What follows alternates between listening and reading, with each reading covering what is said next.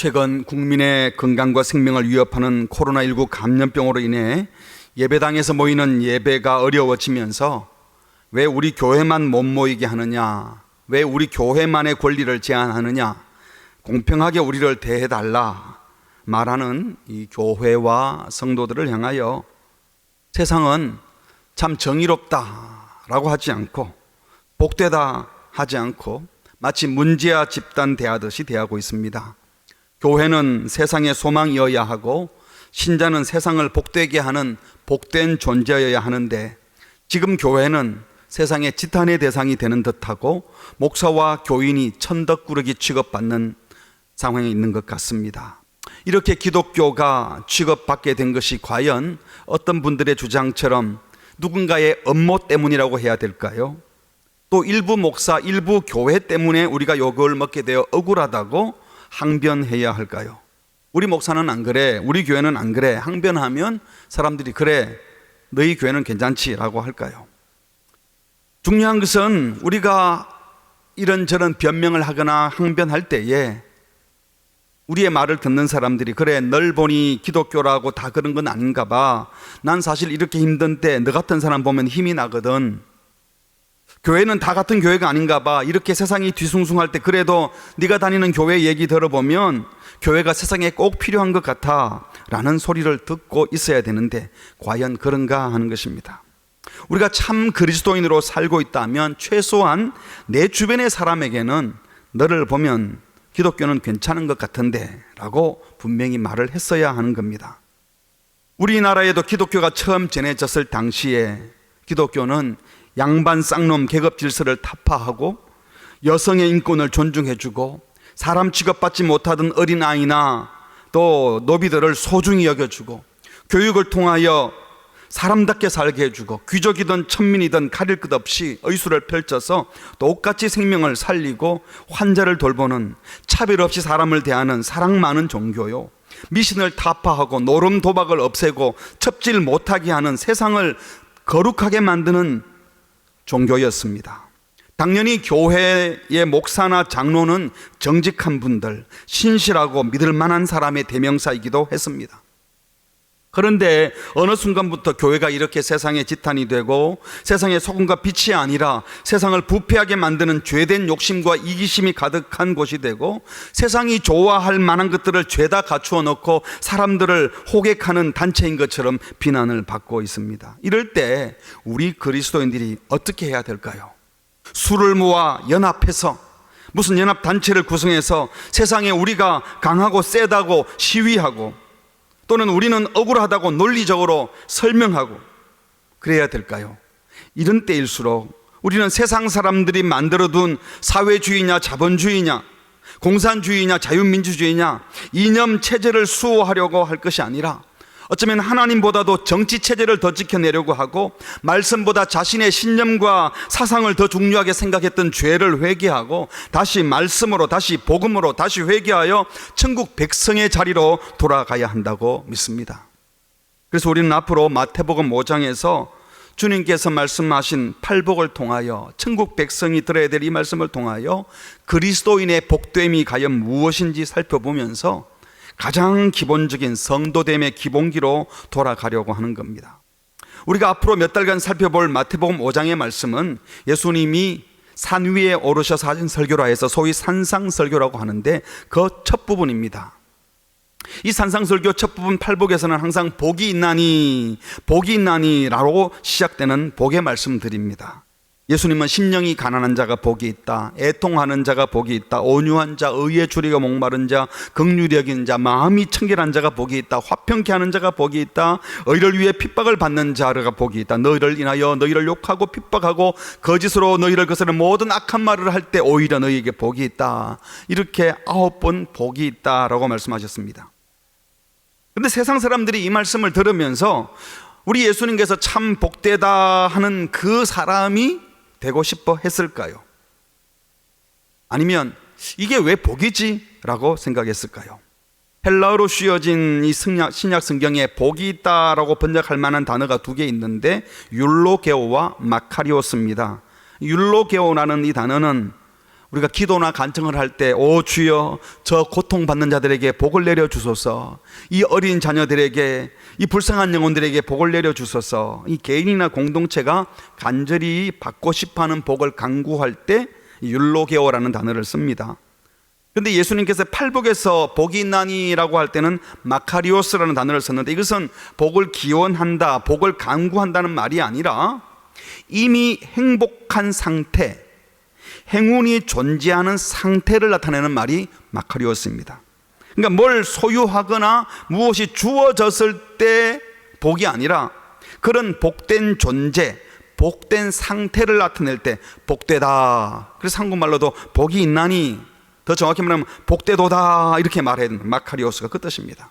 예를 들어서 세 번째 이 복의 경우에 온유한 자는 복이 있나니 그들이 땅을 기업으로 받을 것이며 라는 말씀은요, 네가 만일 온유한 인격을 갖추면 땅을 기업으로 받을 것이다. 그러니까 온유라는 조건을 갖추면 땅을 소유하는 복을 받는다, 이렇게 해석하면 안 되는 겁니다. 예수님께서 산상설교에서 복이 있나니 라는 표현을 하신 것은 이런 조건을 갖추면 저런 무엇을 받을 것이기에 복되다, 이게 아니고, 저런 것을 이미 갖고 있거나 저런 것을 받을 사람들의 지금 그들의 영성과 그들의 인격과 성품과 저들의 기쁨을 보라, 얼마나 복되냐. 그러니까 이런 저런 것을 갖게 될, 현재는 가난하고 현재 애통하고 온유하고 의에 줄이고 목마른 저들의 모습, 긍휼이 가득하고 마음이 깨끗하고 언제나 화평을 만드는 저 복된 모습, 악을 위하여 기꺼이 핍박을 의를 위하여 악인에게 기꺼이 핍박을 받으려는 저들의 모습을 보라, 저거 참 복되다, 이렇게 말씀하신다는 겁니다. 그런데 하나님을 떠난 죄인들은 하나님께서 이건 복이야 라고 하는 그 복에 별로 관심이 없습니다. 죄인들은 내가 생각하는, 내가 필요로 하는 것이 복이라고 생각하기 때문에 내가 얻고 싶은 그 복을 얻으려고 신과 거래를 하려는 거죠. 그래서 당신이 제시하는 조건에 맞춰 살면 이 화를 면하게 해줄 거죠. 무당 찾아가는 게 그거 아닙니까? 복채를 내고 무당이 시키는 대로 부적을 붙이고 뭐 이것저것을 하면 화를 면하게 해주고 복을 받는다. 신과 귀신과 거래를 하는 방식입니다. 기독교 신앙을 가졌다는 분들 중에도 마치 하나님이 제시하는 조건을 받아들이면 내가 받고 싶은 복을 받는다, 이렇게 생각하는 분들이 얼마나 많은지 모릅니다. 참된 신앙은 하나님의 조건을 받아들여서 내가 얻고 싶은 것을 얻는 것이 아니라 하나님이 복되신 분임을 알고 믿어 그 하나님의 말씀에 순종하며 사는 것이 복인 줄 알고, 아, 나는 이게 복인 줄 알았는데 주님의 말씀을 들어보니 그건 복이 아니군요 하고 주의 말씀을 듣고 복의 개념을 바꾸는 겁니다. 기독교 신앙은 하나님이 제시하는 조건을 받아들여 인간이 원하는 것을 얻어내는 것이 아니라 하나님이 복이야 라고 하는 것을 복으로 받아서 복된 존재로 사는 겁니다. 참된 신앙은 그래서 이전에 복이라 생각했던 것이 복이 아님을 깨닫고 하나님만이 우리 영혼과 육체에 정말 필요한 복을 채워주시는 분이다 라고 믿고 그분을 따르는 것입니다. 그래서 복은 얻는 것이 아니라 이미 복된 모습으로 존재하는 상태를 강조하시고 있는 겁니다. 그런 복된 사람들이 더 복된 삶을 누리게 될 미래, 천국을 누리고 이 약속의 땅을 소유하고 하늘의 위로를 받게 될 거라고 약속도 해 주신 것입니다. 그래서 하우크라는 성경학자는 복이 있나니라는 표현에 대해서 말하기를, 어떤 사람이 하나님 나라의 구원에 동참함으로 자연스럽게 생겨나는 신자만의 독특한 신앙의 기쁨, 그게 마카리오스, 예수 믿고 구원받아서 세상과는 다른 아주 독특한 신앙의 기쁨, 그게 복이라고 표현을 했습니다. 지금도 그렇지만 예수님 당시에도 내가 회개하고 주님을 만나 복된 존재 되는 데서는 별로 관심이 없고, 내가 부족하다고 생각하는 것, 내가 기대하는 그 복들, 건강이나 물질이나 이런 것들을 마음껏 얻는 것에 훨씬 더 관심이 많았습니다. 그래서 예수님의 말씀을 듣는, 예수님을 따르는 무리들도요, 자기 민족을 억압하는 로마를 몰아내고 로마 제국과 한통속된 이 헤롯 정권 무너뜨리고 저 타락한 제사장 무리들 썰어버릴 강력한 메시아를 기대했고, 메시아를 통해서 자기들의 그 욕구가 채워지기를 기대했어요. 그런데 예수님은 오셔서 회개하라, 천국이 가까이 왔다 라고 하면서 생각을 바꾸라고 하십니다. 그러면서 핵심 추종자 몇 명을 모으더니 돌아다니면서 불치병자를 고치고 귀신을 쫓아내고 죽은 자를 살리는 표적과 기적을 행하니까 수많은 군중들이 모여들었어요. 여기까지가 마태복음 4장입니다. 이렇게 천국 백성 되기를 사모하면서 모여든 사람들에게 이제 천국 백성은 이런 것이다 하고 시작하는 설교가 마태복음 5장, 6장, 7장입니다. 그 첫 부분 5장 1절, 예수께서 무리를 보시고 산에 올라가 앉으셨습니다. 당시 확성장치나 음향 효과가 갖추어진 극장이 없었으니까 아마도 이 경사진 언덕이 천년 무대였던 것 같습니다. 제자들이 말씀을 들으러 나옵니다. 12제자만 가르치는 것이 아니라 예수님의 설교를 들으러 나온 많은 무리들도 함께 포함한 말씀으로 보입니다.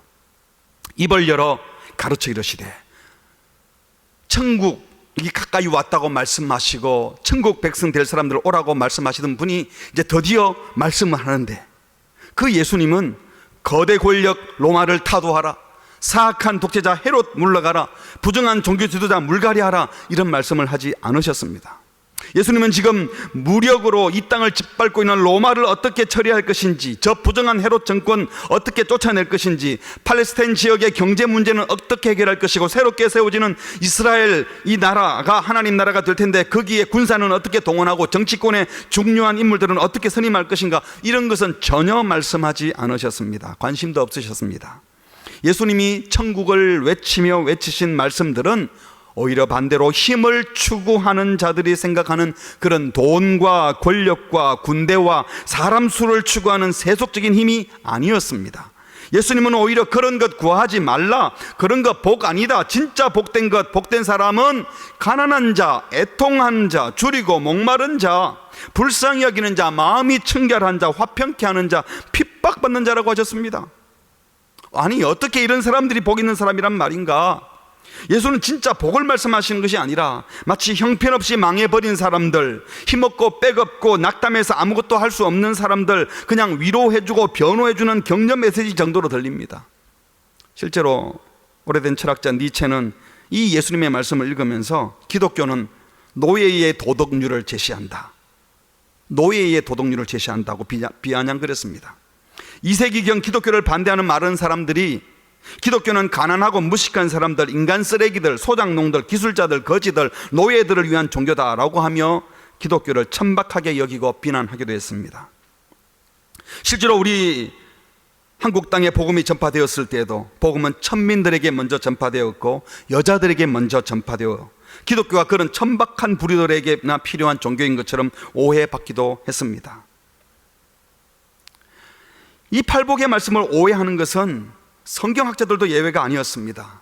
이 팔복의 말씀을 읽고 나서 어떤 성경학자는 이것은 보통 성도에게 준 말씀이 아니라 높은 도덕성이 요구되는 성직자나 수도사나 예수님의 특별한 제자들에게 준 메시지이지 일반인을 위한 메시지가 아니다, 이렇게 주장하는 사람도 있고, 어떤 사람들은 팔복은 정말 우리 보고 지키라고 주신 명령이 아니라 사람들이 지킬 수 없는 불가능한 이상을 제시해 놓고 우리는 못 지키니까 하나님의 은혜가 필요합니다, 그래서 하나님의 은혜가 필요한 것을 알려주려고 일부러 아주 고상한 수준의 말씀을 우리에게 이야기했다, 이렇게 말하는 사람도 있어요. 또 그런가 하면 어떤 성경학자는요, 이 팔복은 지금 이 시대에 우리가 지켜야 될 규범이 아니라 나중에 장차 올 미래 하나님 나라가 이루어지면 그 속에서 있게 될 규범일 뿐이다. 이런 식으로 해석하는 이유가 뭐겠습니까? 성경학자들 하시는 분들도 딱 보니까 이거는 우리 같은 사람들이 지킬 수 없는 복음이야, 우리가 지킬 수 없는 규범이야, 규범으로 생각했던 겁니다. 물론 팔복은 타락한 보편 인류가 지켜낼 수 없는 일반 도덕률 아닙니다. 그렇다고 해서 이 팔복이 일반 도덕률을 넘어선 그리스도인의 수준 높은 도덕률 정도로만 생각해서도 안 되는 것입니다.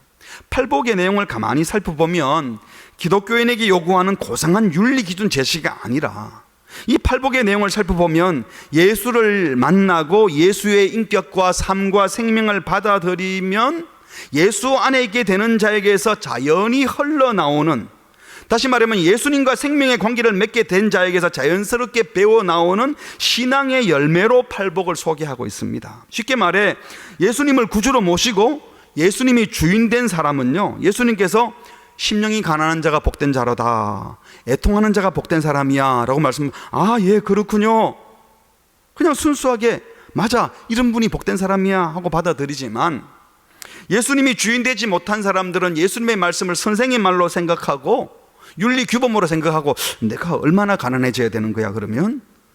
아니 맨날 울고 다니라는 거야? 내가 어떻게 그렇게 살 수 있지?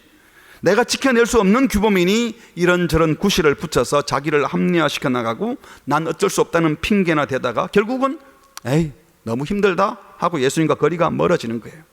여기서 우리는 예수를 믿고 따르는 신앙은 도덕률을 지키느냐 지키지 않느냐의 문제가 아니라 그 이전에 예수님과 생명의 관계를 맺는 것임을 기억해야 됩니다.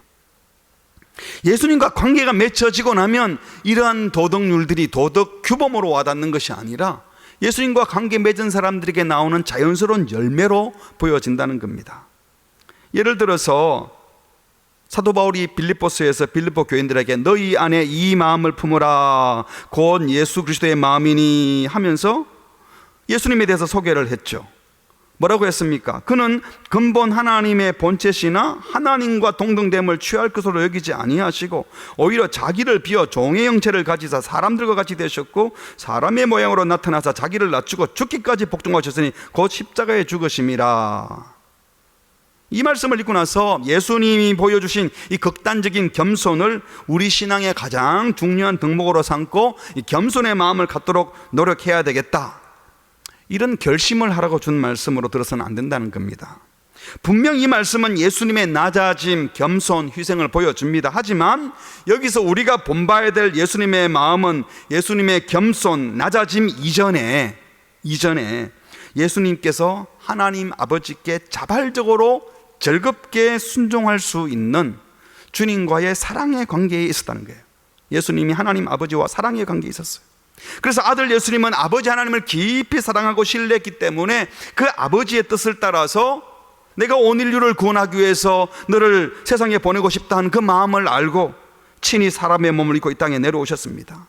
하나님을 지극히 사랑하셨기 때문에 그 아버지 하나님의 구원 계획, 죄인 구원을 위해 아들을 사람 몸으로 보내겠다고 하는 그 뜻에 전적으로 아들이 동의하시고 아버지를 사랑하고 아버지와 하나가 되셨고 아버지와 친밀한 관계를 맺고 계셨기에 기쁜 마음으로 하나님의 소원을 아시고 자발적으로 받아들이신 겁니다. 그렇게 아들이 아버지를 사랑하여 사랑의 관계에서 자발적으로 순종한 그 결과가 성육신이었고 십자가에 죽기까지 복종하는 것이었고 그것이 희생이었고 낮아짐이었고 섬김과 겸손이었습니다. 아버지와 맺은 사랑의 관계의 결과요 사랑의 관계의 열매였다는 겁니다. 그러니까 이 예수님은 겸손, 희생, 순전이라고 하는 이 높은 거룩한 개념을, 고상한 개념을 정해놓고 이걸 증명해내기 위해서 나 이런 사람이야 보여주려고 성육신하고 내 겸손 설명하려고 십자가에 죽으신 것이 아니라 하나님 아버지를 사랑했고 그 마음을 알고 기쁘게 순종한 열매가 겸손이고 희생이고 섬김이었다는 겁니다. 우리 신앙도 그래야 됩니다. 쉽게 말하면 좋아서 해야 되는 것이지 시켜서 명령이니 규범이니 벌받지 않으려고 두려워서 하는 것이 아니라는 겁니다. 예배를 예를 들면 그런 겁니다. 예배를 어떻게 드려야 될까요? 두 가지를 제가 말씀드려 볼게요. 우리 부모님은 목숨 걸고 예배 드리는 분이야. 예배 안 드리면 무슨 큰 벌이라도 받나 봐. 야, 예배 정말 목숨 걸고 드리는 분이야.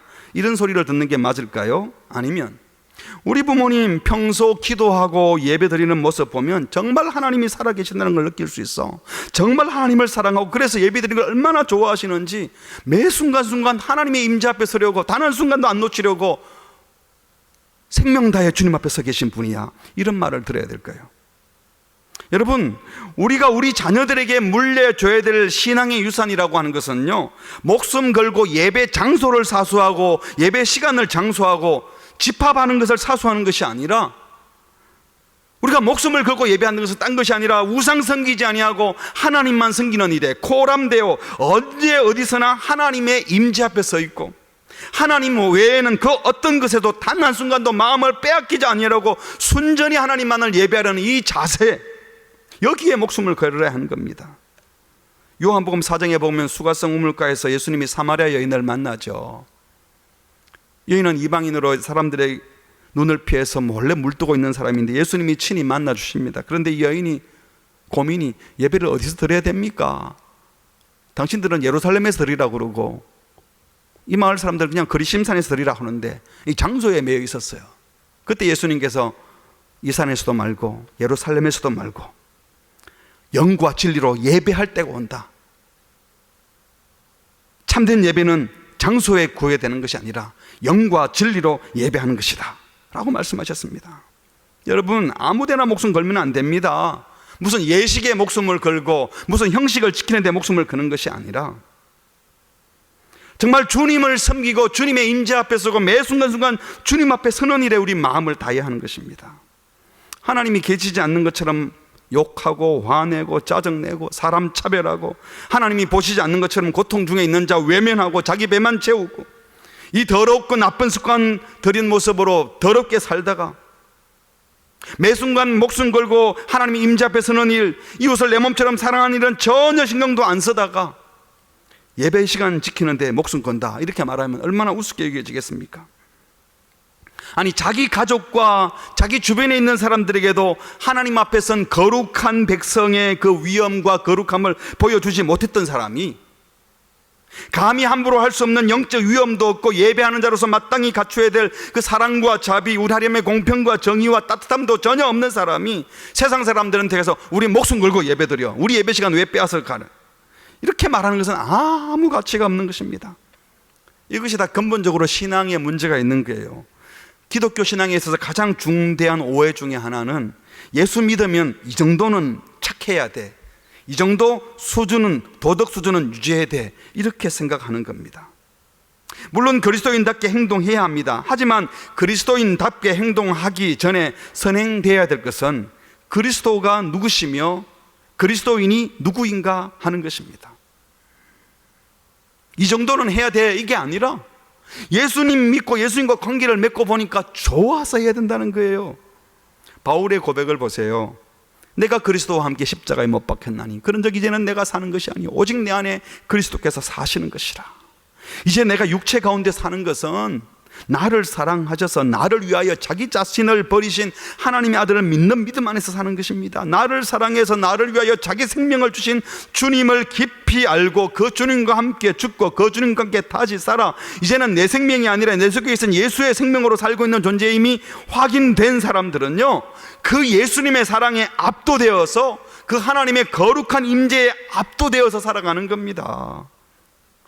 그래서 이런 분들은 누가 볼 때는 엄청나게 열심히 수고했는데 제가 좋아서 한 거예요. 근데 이 사랑의 힘에 압도되지 않고 뭘 지키려고 하는 사람은 신자면 그 정도는 해야죠, 내가 집사인데 그 정도는 기본이죠, 뭐 목사가 돼서 그 정도는 해야죠, 이렇게 말하는 거는 뭘 지키려고 한 거예요. 아무리 누가 칭찬을 하더라도, 우리가 엄청난 헌신을 했는데 남들이 아무리 뭐라 그래도 우리 마음에는 그 그냥 내가 좋아했었을 뿐이기 때문에 은근슬쩍 자기를 드러낼 마음이 전혀 없는 겁니다. 이 팔복을 통해서 심령이 가난한 자는 복이 있나니 애통하는 자는 온유하는 자는, 이런 말씀을 듣고 이것을 도달해야 될 윤리로 생각하면 어떻게 됩니까? 가난한 척 하려고 하고요, 애통하는 사람인 듯이 눈물도 안 나면서 눈물 흘리는 척하고 흉내 내다가 외식하게 됩니다. 신앙은 도달해야 될 윤리에 이르는 것이 아니라 주님과 깊은 관계를 맺고 그 관계를 통해 주님이 주시는 생명의 빛이, 신앙의 맛이 흘러나오는 것이어야 합니다. 성령님이 하시는 일이 바로 그것입니다. 우리가 주님과 깊은 관계를 유지케 하고 늘 성령 충만하여서 내 속에 예수님의 생명이 살게 해주시는 일이 바로 성령님이 하시는 겁니다. 마태복음 5장 13절 14절이 이 팔복 직후에 나오는 말씀이잖아요. 세상에 소금이 되라 라고 말씀하지 않고 너희는 세상의 소금이다 라고 하셨어요. 소금인데 소금이 맛을 잃었다, 뭐로 짜게 하겠느냐, 후에는 아무 쓸데없어 다만 밖에 버려져 사람에게 밟히는 거다. 소금이면 맛을 내고 있을 것이고 소금 아니면 버려질 거다, 이런 말이죠. 또 14절에서도 너희는 세상의 빛이라, 세상이 빛이 되거라, 빛이 되도록 노력하라 하지 않으시고 너희가 세상의 빛이다, 너희는 세상을 비추는 빛이다 라고 선언을 합니다. 그러면서 산 위에 있는 동네가 숨겨지지 못할 것이요, 너희가 진짜 빛이면 애써고 뭐 빛을 내려고 홍보하고 자랑하고 안 그래도 그 빛나게 되어 있어, 그 말씀이죠. 누구를 가리키는 말입니다. 여기 너희가 누굽니까? 바로 팔복의 직후에 나온 말씀이니 마카리오스, 복이 있는 자니라고 하신 이 팔복의 말씀을 듣고 있는 사람, 주님이 말씀하시는 그 복을 이게 복입니다 하고 받아들인 사람, 더 정확히 말하면 그 팔복을 말씀하시는 예수님을 나의 인생의 구주로, 내 삶의 왕으로, 주인으로 모시고 주님과 더불어 살아가는 사람들, 그들이 바로 세상의 소금이고 빛이라고 말씀하신 것입니다. 오늘날과 같이 기독교가 욕을 먹고 교회가 지탄을 받는 상황에 저도 마음이 많이 상하고 이거 어떡하나 했지만, 또다시 우리에게 주시는 말씀은 교회의 명예를 회복시켜 보겠노라고, 힘으로 실력으로 교회의 오름을 증명해 보겠다고 홍보를 하고 연합회를 만들고, 그게 아니라 그런 마음을 오히려 내려놓고 그냥 천국 백성이라고 하는 복된 존재로 살아야 합니다. 힘을 결집하고 세를 모으고 언론과 미디어를 동원해서 다음 선거에서 표 얻으려면 기독교인 무시하면 너희들 큰일 날 줄 알아 하는 사인을 줘서 정치인들이 함부로 우리한테 못하도록 그렇게 하는 것이 우리의 자세가 되어서는 안 된다는 겁니다. 그렇다고 세상에 보여주기 위해서 교회나 신자 개인이 더 선을 행하고 윤리적 열심을 내어서 외식자가 되는 것도 안 돼요. 그러면 어떻게 하겠습니까? 사람들이 알아줘야 되니까 열심히 착한 일 해놓고 홍보하는 데만 열심을 내겠죠. 그래도 알아줘야 되는 것 아닙니까? 알아달라고 할 것이 아니라 그냥 선을 행해야 됩니다. 그게 주님의 뜻이에요. 우리의 존재가 과연 어두운 세상을 밝히는 빛인지, 우리 존재가 정말 주님과 생명의 관계를 맺고 있는지, 이것을 더 분명히 해서 비추고 맛을 내는 일을 그냥 하면 되는 것이지, 그걸 자꾸 홍보하고 그걸 자꾸 선전하고 알아달라고 말하면 그거 다 사람들이 압니다. 어쩌면 우리가 열심히 소금의 맛을 내고 빛을 내며 살았던 것을 한 달 안에도 모르고, 아니 1년 안에도 몰라줄 수도 있고, 5년, 10년 지나도 모를 수 있다가 몇십 년이 지나고 난 다음에 그분들이 그렇게 했던 거야, 그분들 때문에 세상이 이렇게 됐던 거야, 그때 빛이 나도 돼요. 주님의 때가 다 있는 것입니다. 중요한 것은 남들이 알아주느냐, 언제 사람들이 알아주느냐가 아니라 내가 정말 빛으로 살고 있는가, 맛을 내는 삶을 사는가, 팔복에서 말하는 것처럼 복된 존재인가, 여기에 더 몰입할 때 주께서 그들을 통하여 이 땅에 하나님 나라를 이루시는 것입니다. 말씀을 정리하면 첫 번째로 복 받으려고 하지 말고 하나님과 생명의 관계를 맺고 있는 복된 사람이 되어야 합니다. 그렇게 되십시오. 여러분, 죄인에게, 나쁜 마음 먹은 사람에게 좋은 것, 돈, 실력 아무리 갖다 줘도 그 복이 아니에요. 세상 말아먹습니다. 복음, 복된 소식인 예수 그리스도를 만나 죄를 회개하고 죄를 용서받고 예수님과 새로운 관계를 맺는 것이 복의 출발입니다. 그 거룩하신 예수의 생명이 흘러 들어가 예수님이 보여주신 그 거룩한 성품들이 하나씩 하나씩 열매를 맺게 되는 것, 거룩하고 의롭고 진리를 따르며 하나님의 사랑을 흘러보내고 싶은 복된 사람이 되는 것, 그것이 성도가 추구하는 복입니다. 이것이 천국 백성들의 모습입니다. 매일매일 주님과 함께 죽고 매일매일 주님과 함께 살아가며 주님과 생명의 관계를 맺은 자임을 잊지 마시기 바랍니다. 이렇게 예수님과 생명의 관계를 맺고 살다 보면요, 내가 억지로 하려고 한 것이 아닌데 원수도 사랑해야 돼, 이게 아니라 원수가 사랑스러워 보이기도 하고, 나를 미워하는 자를 용서하게 되고, 생명을 소중히 여기게 되고, 나보다 남을 낮게 여기고 싶은 마음이 나도 모르게 발생하며, 나만이 아니라 공동체를 생각하는 마음이 먼저 앞서게 되고, 나도 모르게 그렇게 되어 가 있을 겁니다. 그래서 우리 얼굴에 굳었던, 파괴되었던 하나님의 형상들이 회복되어서 변화된 우리의 모습을 보고 세상 사람들이 삶 맛을 느끼는 겁니다. 이런 차원에서 참된 신앙은 뭘 많이 받아서 누리는 것이 아니라, 많이 소유하는 것이 아니라 주님과 생명의 관계를 맺고, 그래서 하늘의 신령한 복들이 우리 속에서 변화된 존재의 모습을 통해서 드러나는 것입니다. 두 번째로, 환경에 영향받지 않는 복된 사람이 되시기를 바랍니다. 우리가 복된 사람으로 살아가는 것은 우리 삶의 고단함이나 물질적 어려움이나 육체적 고통에 결코 영향받을 수가 없습니다. 우리가 복된 자로 살아가기 위해서 우리의 주거 환경이 좋아야 되거나 건강 상태가 나아져야 되거나 남들보다 문화적 삶을 더 많이 향유하고 소위 세속적 삶의 질이 높아져야만 복된 존재가 되는 게 아니라는 겁니다. 우리의 신앙이 얼마나 성장하고 우리가 얼마나 그리스도의 복을 받은 자인가라고 하는 표시는요, 우리가 얼마나 이 세상의 물질이나 권세나 명예나 남들이 보고 부러워하는 것들을 많이 소유해서 떵떵거리고 누리고 살고 있느냐로 보여지지 않아요. 이거는 복된 존재가 아니라 부러움의 대상일 뿐이죠. 오히려 아무것도 못 가졌는데도 불구하고, 많이 부족함에도 불구하고 어떤 상황에도 예수의 생명을 갖고 있기 때문에 환경과 상관없이 멋들어지게 주님의 복된 모습을 살아내고 있을 때, 그것이 진짜 주님께서 우리에게 요구하시는 복된 삶의 모습인 것입니다. 남들은 다 어렵게 사는데 희한하게 넉넉하게 사는 것 복일 수 있습니다. 하지만 남들은 다 편한 길 가는데 혼자 고난의 길을 가면서도 예수의 생명의 복됨을 더 드러낼 수 있습니다. 코로나19 감염병에 걸리지 않는 것 참 감사한 일이에요. 하지만 혹시 감염되었다 하더라도 그 고통의 자리에서 주님의 은혜를 경험하고 아픈 자들의 마음을 이해하면 더 복된 존재가 될 수 있는 거예요. 지금 우리는 웃을 일만 기다리는 자가 아니라 우는 자와 함께 울고 웃는 자와 함께 웃고 이웃과 고통을 함께하고 기쁨도 함께하며 살아가는 그 존재로서 복이 되어야 한다는 겁니다. 사랑하는 성도 여러분, 여러분이 처한 그 자리에서 복된 사람이 되십시오. 아버지를 생각하면 자녀들이 참 복된 우리 아버지, 어머니를 생각하면 참으로 복되신 우리 어머니, 남편과 아내가 서로에게 복이 되어야 되고, 선생은 학생에게 복이 되어야 되고, 학생은 선생에게 복이 되어야 되고, 직장 동료에게, 상사에게, 아래 사람들에게 서로가 서로에게 복이 되는 존재, 그들이 바로 신자여야 합니다. 하나님의 거룩한 능력에 붙들려 살아가고 있는, 그래서 저 사람은 거짓, 불의, 탐욕, 음란함과는 상관이 없는 분이야, 주님의 정의와 평화를 사모하고 아무도 차별하지 않고 소외된 이웃이 되어주고 이웃의 눈물을 닦아주고 지치고 힘든 자들에게 소망이 되는 복된 자, 그런 복된 자가 되시기를 주님의 이름으로 축복합니다. 아멘. 우리 함께 찬양하겠습니다.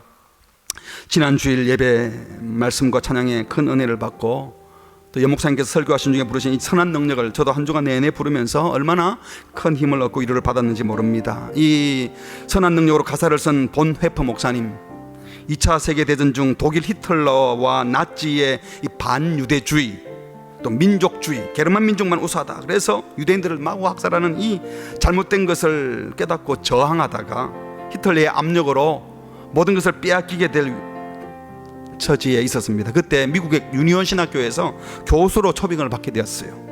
그래서 미국으로 건너가서 이제 편안하게 교수 생활하며 살 수 있는데, 건너가서 얼마 있지 않다가 그 마음속에 기도하는 중에 이 내 조국이 위험에 처해 있고 전쟁통에 있고 악한 길을 걷고 있는데 나 혼자 편안히 지내다가 전쟁 끝나고 나서 돌아가면 내가 그들과 어떻게 함께 할 수 있겠는가. 그래서 하나님 앞에 회개하고 미국 온 게 잘못이다 생각하고 전쟁 중에 있는 독일로 돌아갑니다. 돌아가서 편한 길을 간 것이 아니라 히틀러와 나치 정부에 저항하다가 결국은 체포당하고 사형당하기 얼마 전에 그가 자신의 약혼녀에게 쓴 신앙의 고백의 편지였습니다. 많은 사람들이 보네포 목사님이 나치 히틀러에 저항했다 그래서 아주 막 거칠고 폭력적인 분처럼 생각하는 분들도 있는데요, 찬양의 가사를 보시면 그 선한 힘에 고요히 감사하여 그 놀라운 평화를 누리며, 무력과 폭력을 쓴 사람이 아니라 하나님의 거룩한 힘에 놀려서 그 압도당한 거룩함으로 바른 길을 간 거죠. 후렴 가사에 보면 그 선한 힘이 우리를 감싸시니 믿음으로 일어날 일 기대하네. 주 언제나 우리와 함께 계셔 하루 또 하루가 늘 새로워. 성도들과 함께 내가 내일 죽을지도 모르지만 나는 주님 다시 오실 날을 소망하며 천국 소망을 가지고 지금 선한 힘, 거룩한 힘에 붙들려서 여러분과 함께 또 새해를 맞이하고 싶고 매일매일 새로운 삶을 살고 싶습니다. 이 소망 있는 모습, 환경에 영향받지 않는 복된 모습이 바로 이 목사님의 모습이라고 생각합니다. 사형수도 복될 수 있고 병상에서도 복될 수 있고 부도가 난 상태에서도 복될 수 있고 우리가 많이 가졌을 때도 복될 수 있습니다. 우리가 어떤 상황에도 복된 존재가 되고픈 그 소망을 담아서 함께 이 찬양 드려보겠습니다. 그 선한 힘에 고요히 감사하여, 그 선한 힘에 고요히 감사하여 그 놀라운 평화를 누리며 나 그대들과 함께 걸어가네. 나 그대들과 지나간 허물 어둠의 날들이 무겁게 내 영혼 짓눌러도 오 주여 우릴 외면치 마시고 약속의 구원을 이루소서. 그 선한 힘이 우리를 감싸시니 믿음으로 일어나리 기대하네. 주 언제나 우리와 함께 계셔. 하루 또 하루가 늘 새로워. 주께서 밝히신 작은 촛불이 어둠을 헤치고 타오르네. 그 빛에 우리 모두 하나 되어 온 누리에 비추게 하소서. 그 선한 힘이 우리 감싸시 믿음으로 일어나리 기대하네. 주 언제나 우리와 함께 계셔. 하루 또 하루가 늘 새로워. 이 고요함이 깊이 번져갈 때 저 가슴 벅찬 노래 들리네. 다시 하나가 되게 하여 주소서. 당신의 빛이 빛나는 이 밤 그 선한 힘이 우리 감싸시니 믿음으로 일어나리 기대하네. 주 언제나 우리와 함께 계셔. 하루 또 하루가 늘 새로워. 사랑하는 성도 여러분, 여러분은 누구의 힘에 감싸여 있습니까? 누구의 능력에 붙들려 있습니까? 여러분의 욕구를 자극하는 것이 무엇입니까? 우리의 마음을 끌어내는 것이 무엇입니까? 무엇을 두려워하고 무엇을 염려하십니까? 우리 주님께서 복되다고 말씀하셨던 그 복된 말씀들, 십자가의 복음의 말씀들, 주님과 생명의 관계를 맺고 나면, 주님이 하셨던 그 성품, 하셨던 사역들을 생각하고 나면 우리는 감사해서 기뻐서 그 길을 걷고 싶어지는 겁니다. 우리도 모르게 돈의 힘에 눌리고 건강 때문에 두려워하고 사람들과의 관계에만 걱정하는 것이 아니라 하나님의 거룩한 힘에 압도되어서 예수 그리스도의 십자가의 보혈의 능력에 압도되어서 감히 우리 속에 더러움, 음란함, 거짓, 우상 숭배, 악한 것들이 전혀 발을 뻗지 못하도록, 그래서 우리의 거룩한 모습, 복된 모습을 보고 세상이 소망을 갖게 하도록 하나님 이 시대에 맛을 내는 소금, 빛을 비추는 빛, 성경이 말씀하시는, 예수님이 말씀하시는 이 복된 존재가 우리 성도들이 되게 하시고 우리 교회가 되게 해달라고, 내가 그런 사람이 되게 해달라고 주여 은혜를 베풀어 주시옵소서. 어두운 밤 밝히는 빛이 되게 하여 주시옵소서. 복된 존재가 되게 하여 주시옵소서. 우리 다 함께 합심으로 기도하시겠습니다. 하나님 아버지, 오늘 우리에게 말씀해 주셔서 감사합니다. 그 선한 능력,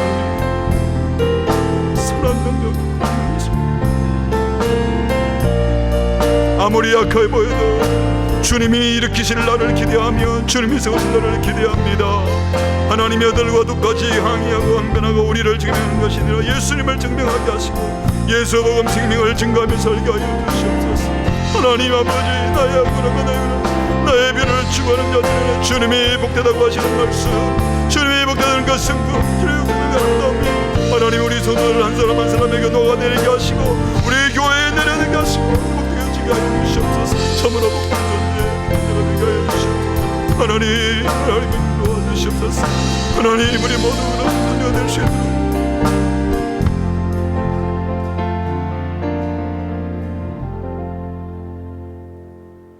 주님, 우리를 구원해 주시고 자격 없는 자들을 하나님의 자녀로 입양해 주신 하나님께 감사를 드립니다. 주께서 우리에게 주셨던 그 생명, 놀라운 사랑에 겨워 기쁜 마음으로 주의 말씀 순종하다가 세상 사람들에게 복이 되는 존재가 되게 하여 주시옵소서.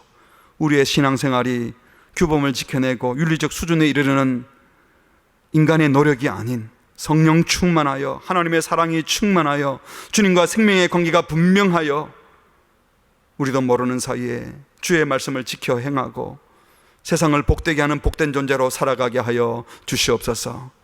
지금 한국 교회가 성도들이 많이 비난받고 욕을 먹는데 그렇다고 해서 우리를 변명하고 우리의 옳음을 증명하는 데 애를 쓸 것이 아니라 그럴수록 복음의 본질에 붙들린 바 되어서 주님이 말씀하시는 그 복된 존재되는 일에 우리 마음을 쏟게 하여 주시옵소서.